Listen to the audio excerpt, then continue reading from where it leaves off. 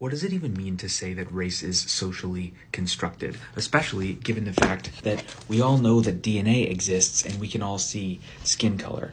How do we make sense of that? I have a bioethics master's degree, and I will admit to you that it still took me a while to understand this claim. I want to explain it to you and specifically get to this paragraph on page 129 in the book Fatal Invention by Dorothy Roberts. And this is nuanced, so like intellectual seatbelt. First, is socially constructed the same thing as not real? No. To really rigorously answer that, we need to define what real is, and we're not going to do metaphysics in a 3-minute TikTok. No. But like real quick version, the Second Amendment is socially constructed, but it still has causal power in the world and is in some sense real. Insofar as they may cause a mass shooting, the Second Amendment is an abstract principle that has a causal effect on the physical, biological world. It is a real thing, even though it is not biological. But the Second Amendment only has power because we collectively believe in it. It only can be real if it is a shared delusion or a shared imagination.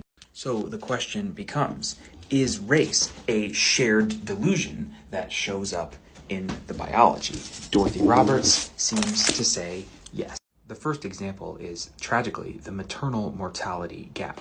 Many people are familiar with this, but it is the truth in America that Black women are more likely to die in childbirth than white women, seemingly irrespective of their social status. The second example I've covered before is the fetal birth weight gap. Black babies in this country are born weighing less than white babies in this country.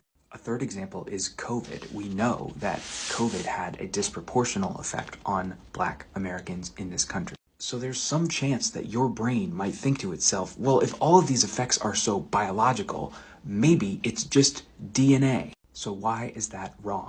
Page 25, page 52, page 60, page 73, page 129, like we said in the beginning. This entire book, also this entire book, also this entire book. There are so many examples of social policy showing up in the biology, some of them too dark to include in this TikTok. So I just want to zoom in on the fetal birth weight gap. In 1965, the fetal birth weight gap started to close in this country. In 1966, the black-white mortality gap shrank for the next 14 years. Why? Because of economic policy, an increase in civil rights, and the food stamp program.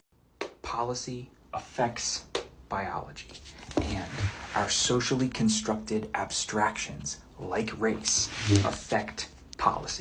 Put differently, the stories that we tell affect the laws that we make, which affects who gets to live. So maybe it's time to stop banning books and start reading them instead.